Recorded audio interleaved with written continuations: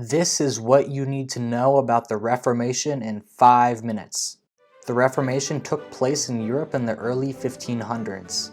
Specifically, it took place in the Holy Roman Empire, which was a collection of smaller kingdoms ruled by an emperor. The Reformation had to do not with the country so much as the Catholic Church.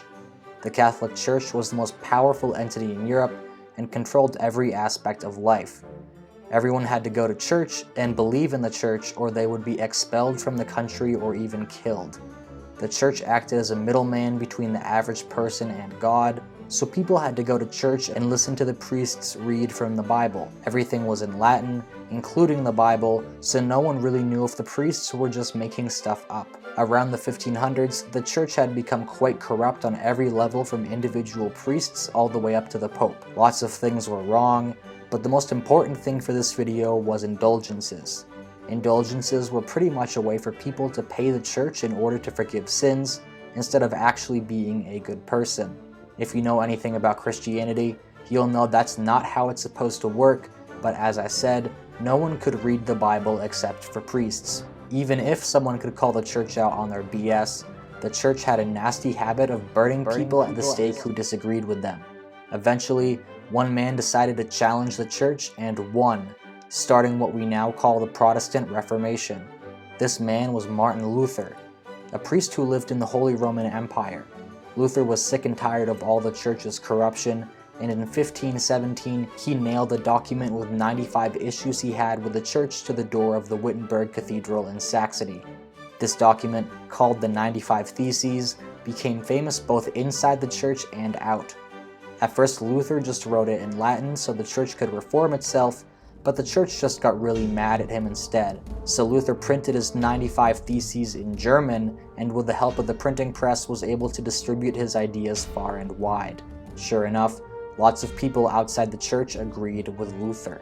This all made the church very mad, and in 1520 Pope Leo X issued a papal bull ordering every copy of Luther's theses to be burned and banned. The next year, the Emperor of the Holy Roman Empire, Charles V, decided to hold a trial for Luther. The Diet of Worms, as it was called, decided that Luther was a heretic and tried to even prevent him from speaking in his own defense. Before he was officially labeled a heretic, Luther left for home, but was kidnapped along the way.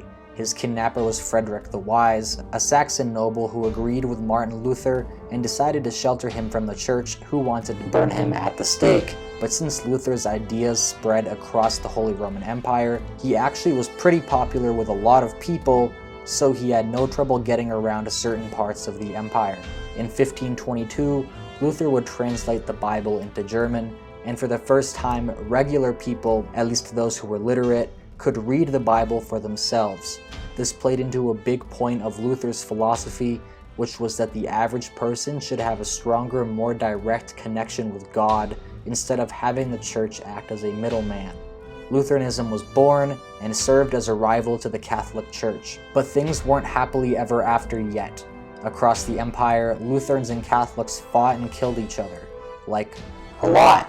The Catholics thought that the Lutherans were heretics who should be killed, while the Lutherans thought the same of the Catholics. Neither side believed in religious tolerance, and a radical Reformation took place where Lutherans tried to overthrow the Catholics. This eventually led to a peasant revolt in 1524, where hundreds of thousands of people died. Luther, for his part, condemned the violence and did not believe in destroying the Catholic Church so much as creating one of his own. While Lutheranism spread across the Holy Roman Empire, other religious movements in Europe were inspired and gained steam as well. These movements, collectively called Protestantism, weakened the church even more. Calvinism sprang up in Switzerland in 1519, preaching an idea of predetermination. In 1534, King Henry VIII of England started the Church of England for political reasons. Martin Luther had set off a domino effect, and Christianity would never be the same. Protestant sects would multiply and multiply across Europe and the New World, forever changing Western civilization and the power dynamics of the globe. Years after Luther's death, Lutheranism finally found a political victory with the Peace of Augsburg in 1555. This treaty allowed for both Lutheranism and Catholicism in the Holy Roman Empire and brought peace. The ruler of a certain area could choose one of the two religions, and everyone he ruled had to follow that religion as well, so it wasn't full religious freedom, but a step in that direction. While many nobles converted to Lutheranism for religious reasons, many others converted because it meant that all that land and money that the church controlled in their kingdom went to them.